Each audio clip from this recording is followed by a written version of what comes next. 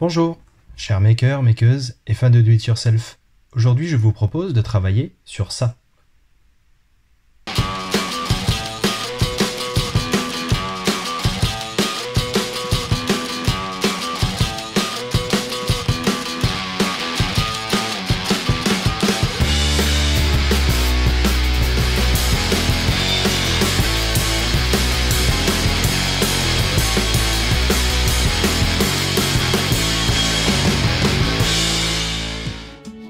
Alors ça, comme vous avez pu le remarquer, c'est une borne arcade homemade. C'est le premier vrai projet geek que j'ai sur la chaîne, donc je suis assez content qu'il arrive enfin. Et vous inquiétez pas, il y en aura d'autres. Alors, cela fait maintenant plusieurs années que j'ai envie d'avoir une borne arcade pour moi, et j'ai un ami qui m'a demandé de lui fabriquer la sienne. Donc je me suis dit, autant fabriquer les deux en même temps. Mon ami l'a souhaité de couleur noire pour pouvoir y poser des stickers à l'effigie de personnages de jeux vidéo. Et moi je la souhaitais d'un style plus épuré, donc j'ai décidé de la réaliser plaquée avec du plaquage érable. Et afin de quand même avoir un peu de décor geek, j'ai décidé d'y graver à l'aide d'une graveuse laser, donc les machines que vous trouvez dans les Fab Labs, un Pac-Man sur le côté gauche et un Mario sur le côté droit. Bien entendu, vous trouverez tous les plans en description. Alors pourquoi avoir réalisé un tutoriel sur la borne arcade alors qu'il y en a déjà de nombreux sur YouTube? C'est pour deux raisons. La première, c'est que sur l'ensemble des conceptions que j'ai vues sur YouTube, j'ai vu beaucoup de bornes arcade où le montage était effectué et après on pouvait plus forcément démonter facilement, ou du moins il fallait quand même dévisser beaucoup d'éléments si jamais on voulait effectuer une maintenance. Donc moi j'ai décidé de réaliser une borne arcade facile à démonter pour pouvoir effectuer les maintenances. On est dans du homemade, donc les composants électroniques qui peuvent cramer parce que composants de mauvaise qualité ou autre, ça arrive. Donc, la deuxième raison, c'est que j'ai décidé d'y incorporer une option. Donc, malgré tous les tutoriels que j'ai regardés sur les bornes arcade, je n'ai pas trouvé cette option réalisée. Je me trompe peut-être qu'il existe quelqu'un qui a eu la même idée que moi avant moi, mais dans le doute, je me suis dit que je pouvais l'expliquer dans ce tutoriel. Que je pouvais l'expliquer en tutoriel. Maintenant, je ne vais pas en parler dans l'épisode 1, il faudra attendre l'épisode 2 pour que je rentre dans le détail là-dessus. Je voulais pas que ce soit trop compliqué à comprendre ou que ce soit un peu fouillis, j'ai préféré me concentrer sur l'épisode 1 avec l'explication d'une borne arcade classique, et dans l'épisode 2, j'expliquerai comment ajouter l'option. C'est parti! Alors pour commencer, je me suis occupé du débit de mes panneaux qui vont me servir à fabriquer la borne. Donc pour cela, j'ai utilisé des contreplaqués de 19 mm d'épaisseur, et j'ai effectué le débit à la scie circulaire plongeante. Donc c'est la scie circulaire portative. De même, pour débiter les côtés de la borne arcade qui ont une forme un peu particulière, j'ai tracé le premier côté, je l'ai débité en laissant des millimètres de jeu pour pouvoir effectuer des usinages plus propres, et ainsi je me suis servi de ce panneau-là comme gabarit. Par la suite, je me suis occupé des différents usinages qui vont me permettre d'avoir une forme de côté beaucoup plus régulière, rectiligne et fluide. Pour cela, j'ai utilisé la défonceuse. Donc j'ai utilisé une mèche droite, donc vous pouvez utiliser une mèche de 8, une mèche de 10, une mèche de 12, peu importe. Et j'ai travaillé en remettant une cale de contreplaqué sur un panneau qui me permet d'avoir la même épaisseur que l'épaisseur de mon panneau que je souhaite usiner. Ainsi, j'ai effectué un perçage qui me permet de mettre un axe qui est relié à l'aide de deux axes sur un montage qui se monte donc sur ma défonceuse, et ainsi je peux effectuer des défonçages bien circulaires. Donc il me suffit simplement de maintenir mon panneau, une fois que c'est fait, de bien tracer où va mon usinage, donc en traçant le rayon sur la petite butée en contreplaqué qui se trouve sur mon panneau. Donc je règle ensuite mon rayon sur ma défonceuse, je me mets en place, et après il me suffit de faire le défonçage de l'arrondi du milieu. Donc maintenant que mon arrondi est fait, il me reste à effectuer des découpes plus propres, plus nettes, des parties hautes et basses du côté de la borne. Donc pour cela, j'ai utilisé la scie circulaire radiale, j'ai réglé ma machine en angle, et ainsi j'ai pu découper des surfaces, enfin des champs bien nets, bien droits. Ensuite, j'ai juste pris la râpe afin d'arrondir entre l'arrondi que j'avais effectué à la défonceuse et les parties droites. Et ainsi, j'ai vraiment le minimum de travail réalisé à la main sur le côté de la borne arcade, et ainsi j'ai vraiment le côté le plus précis par rapport à mes plans. Une fois que ma forme est réalisée, j'effectue un ponçage à l'aide de papier abrasif de 120 Une fois que ma forme est parfaite, j'ai utilisé ce côté afin de réaliser les autres côtés de la borne. Donc le second côté et les deux autres côtés de la seconde borne. Pour cela, j'ai tout simplement retracé à l'aide de ce premier côté réalisé en me laissant un jeu de 2 mm avec le crayon tout autour de ce côté sur le second panneau. J'ai effectué un débit à la scie sauteuse en débitant au plus large. Je fais attention à ne pas dépasser dans mon trait à l'intérieur et si je dois bouger, je vais vers l'extérieur. Et une fois que j'ai effectué ce débit, j'ai donc utilisé la défonceuse donc portative à l'aide d'un outil qui va me permettre de copier. Donc c'est un outil à défoncer droit sur lequel il y a un roulement à billes, mais la particularité par rapport à la majorité de ceux que l'on trouve, c'est que le roulement à billes est en haut. Et donc je vais pouvoir effectuer l'usinage de ma pièce en copiant la pièce du dessus. Ça fonctionnera aussi très bien si vous avez l'outil qui va dans l'autre sens, il suffira juste d'inverser les deux côtés. Donc si vous souhaitez faire comme moi et effectuer donc un plaquage de votre borne arcade, il va falloir plaquer les panneaux avant assemblage et aussi avant certains usinages, notamment tout ce qui est rainure. Parce que si vous plaquez après, du coup ça veut dire qu'il va falloir recouper en suivant tous vos usinages et c'est beaucoup plus complexe. Je le rappelle, je l'ai déjà dit normalement dans d'autres vidéos, mais quand vous plaquez du plaquage, vous devez donc mettre une feuille d'un côté mais une feuille aussi de l'autre, ce qui s'appelle donc le parement et le contre-parement. Si vous ne mettez pas de plaquage de l'autre côté, vous allez subir une déformation de vos panneaux. Votre plaquage va tirer d'un côté, il n'y aura rien pour contraindre l'effort et donc votre panneau va se déformer. Donc comme je l'ai dit précédemment, j'ai plaqué avec du plaquage érable. J'ai effectué le jointage de mes plaquages, donc pour cela j'utilise une scie à plaquage, j'effectue des découpes afin d'affranchir mes feuilles, donc d'avoir un champ bien propre, bien net, bien droit, et j'effectue à la suite le collage pour pouvoir rejoindre mes feuilles. Donc le scotch va du côté extérieur de là où vous allez coller, ainsi quand vous avez collé vous pouvez l'enlever. Normalement dans la logique on utilise du papier gommé, donc c'est un scotch qu'il faut mouiller pour qu'il puisse coller. Dans les habitudes des gens, vous allez beaucoup plus avoir à disposition du scotch de carrossier. Donc moi, j'ai travaillé avec ça aussi. Là, je vous montre juste comment j'ai appliqué la colle. Donc je l'ai pas fait au moment là dans la vidéo. J'ai préféré le faire moi sans filmer afin de pouvoir être totalement concentré. Parce qu'une fois que la colle elle est appliquée, il faut pas perdre de temps. Donc j'applique ma colle sur mon contreplaqué. Je mets en place mon plaquage sur mes panneaux.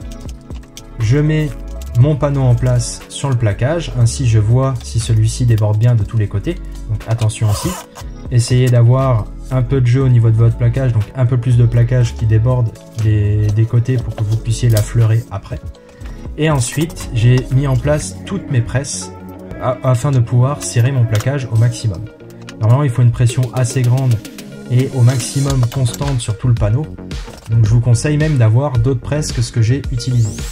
Une fois que c'est fait, donc vous affleurez votre plaquage au maximum si nécessaire, et si vous utilisez la même méthode que celle que j'ai réalisée pour pouvoir effectuer l'usinage de vos panneaux, utilisez simplement la défonceuse et vous n'aurez pas besoin d'affleurer très précisément. Le fait que vous usiniez à la défonceuse avec l'outil et le roulement à billes, vous tomberez directement à fleur, donc vous n'aurez pas ce travail là à faire.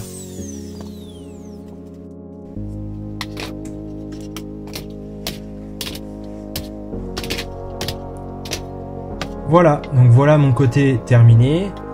Moi j'aime bien, je trouve que c'est quand même assez propre, net, et le fait qu'il soit plaqué en érable, je trouve que ça a quand même un aspect plus qualitatif. Donc je suis assez content du résultat. Donc comme je l'ai dit précédemment dans la vidéo, j'ai effectué une gravure à la graveuse laser. Donc là vous voyez le Pac-Man qui est en train d'être réalisé. Donc c'est des fichiers que vous pouvez trouver sur internet, ou tout simplement vous resélectionnez des images sur internet et vous avez différents logiciels, certains gratuits, qui vous permettront de faire vos modèles.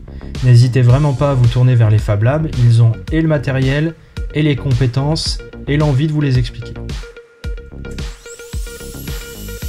Après je me suis occupé de réaliser l'ensemble des assemblages qui vont tenir la borne arcade. Donc j'ai décidé de réaliser des assemblages en rainure languette, donc en faisant des rainures à la défonceuse à l'aide d'une mèche de 10. Donc les rainures se trouvent toutes sur les côtés de la borne arcade. J'ai donc des rainures qui vont tenir le fond, le panneau arrière et les panneaux de dessus, à la différence que le fond et les panneaux de dessus seront collés et le panneau arrière, lui, ne sera pas collé, et ainsi je pourrai le glisser pour pouvoir ouvrir la borne et accéder à l'ensemble de l'électronique en cas de maintenance. La seule chose qui maintient le panneau arrière, c'est une vis donc qui est vissée en bas de ce panneau.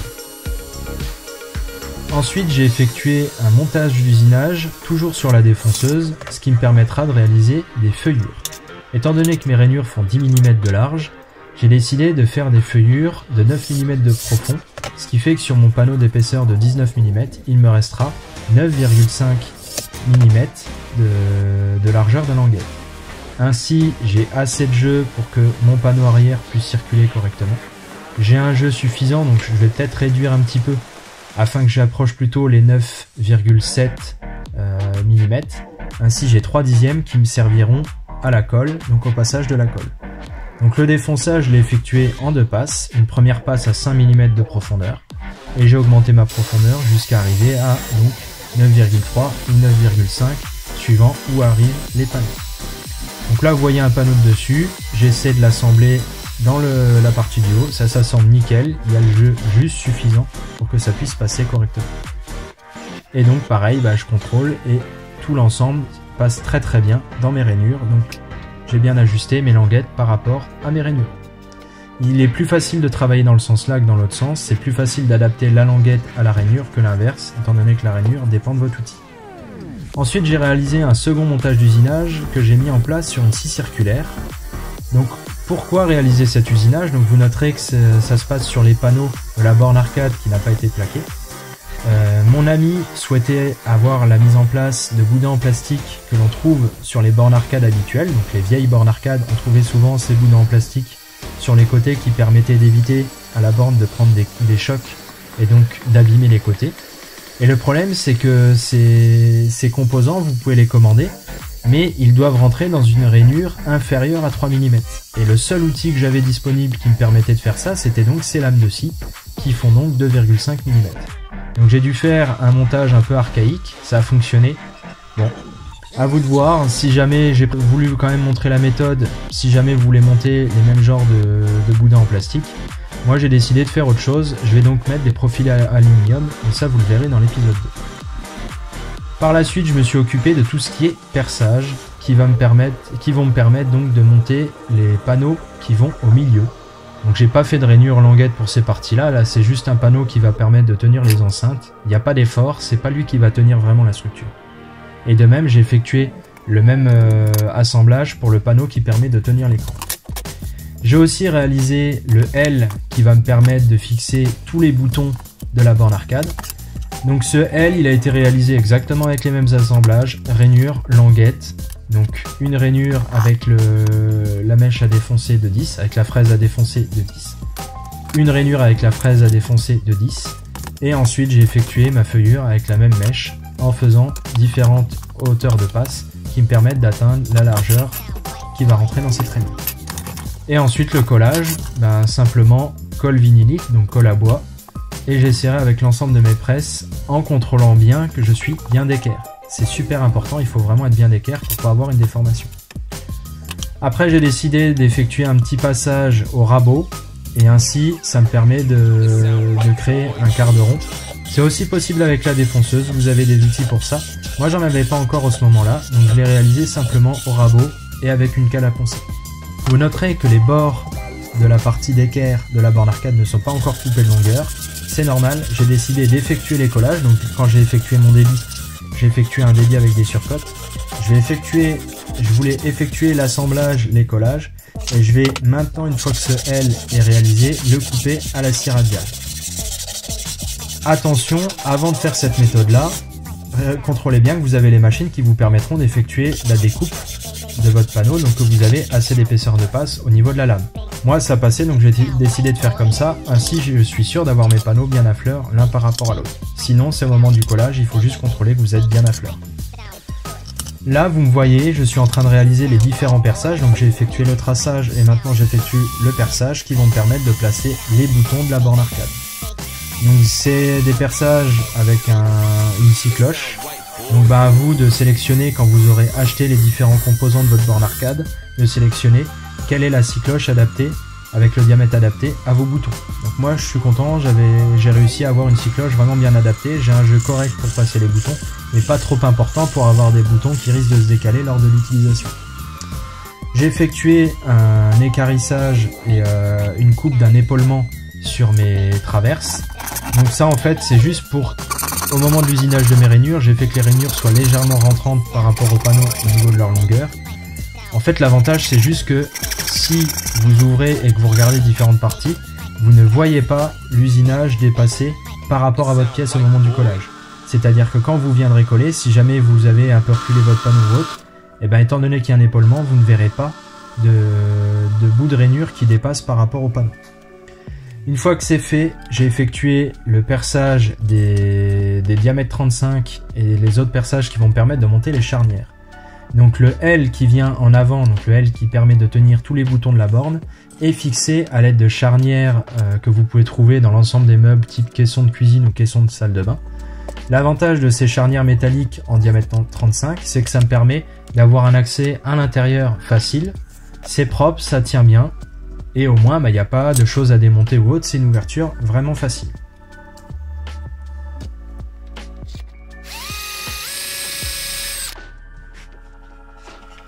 On en est maintenant au collage, donc pour cela, colle vinylique, j'applique ma colle dans les rainures, j'en applique un peu sur les feuillures aussi, et je vais mettre en place l'ensemble de mes panneaux. Donc je le rappelle, je colle les panneaux de fond, les panneaux du dessus, et les panneaux intérieurs qui vont me permettre, donc celui du milieu de tenir l'écran, et le second de tenir les haut-parleurs. J'ai laissé le L monter, donc le L qui permet de tenir les boutons, parce que je voulais vraiment qu'il me permette de maintenir l'ensemble au moment du serrage, et de pouvoir aussi contrôler que l'ensemble passe bien. Ensuite, vous le mettez le second panneau en place, toujours en mettant la colle. J'ai mis aussi le panneau arrière assemblé avec l'ensemble, tout simplement pour pouvoir maintenir l'équerrage de l'ensemble du panneau. Et j'ai utilisé des serre-joints afin d'effectuer le serrage de l'ensemble. Après, je me suis occupé de mettre en place des butées qui me permettront de tenir le L fermé à un certain niveau, afin d'éviter que celui-ci ne vienne frapper l'écran de la borne arcade. Si jamais vous n'en mettez pas, vous avez un risque qu'à chaque fois que vous fermez, si vous le fermez un peu fort, ça vient taper l'écran. J'ai effectué par la suite le perçage de la butée de ma borne arcade, et donc voilà comment je peux démonter le fond afin d'accéder à l'ensemble. Ça veut dire que si jamais vous avez l'écran à changer ou autre, c'est assez simple, il n'y a vraiment rien de compliqué. Vous dévissez, vous allez dévisser votre écran. Donc pareil, sur le panneau j'ai effectué les 4 perçages qui suivent le système VESA, et ainsi vous pouvez monter vraiment n'importe quel écran tant qu'il correspond à vos dimensions. Je me suis ensuite attelé à effectuer la peinture et le vernis, donc ça c'est sur la borne arcade de mon ami. La mienne, pour l'instant, elle n'est pas encore vernie. Vous verrez ça dans l'épisode 2.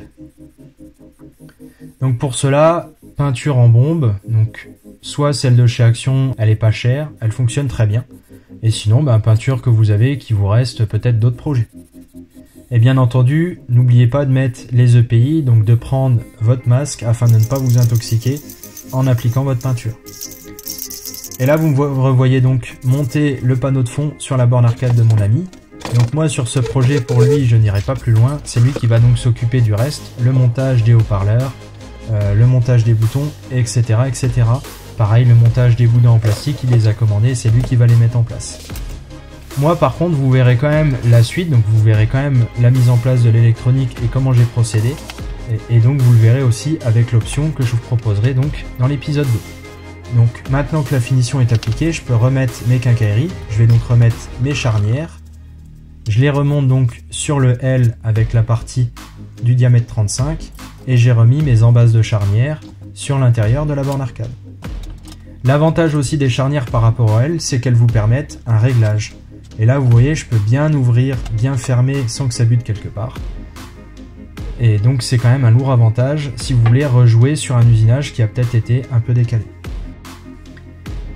La partie 1 du projet est maintenant terminée. J'espère qu'elle vous aura plu. N'hésitez pas à mettre un j'aime si c'est le cas, et aussi à vous abonner si vous voulez voir la suite du projet si ce n'est pas déjà fait. N'hésitez pas aussi à me mettre vos commentaires si vous avez des suggestions, et aussi si vous voulez me donner votre avis sur la poursuite du projet. Pensez aussi à aller voir mon Instagram si vous voulez voir quelques photos de projet en cours d'avancement. Et en attendant, je vous dis à une prochaine, chers makers, makeuses et fans de do it yourself.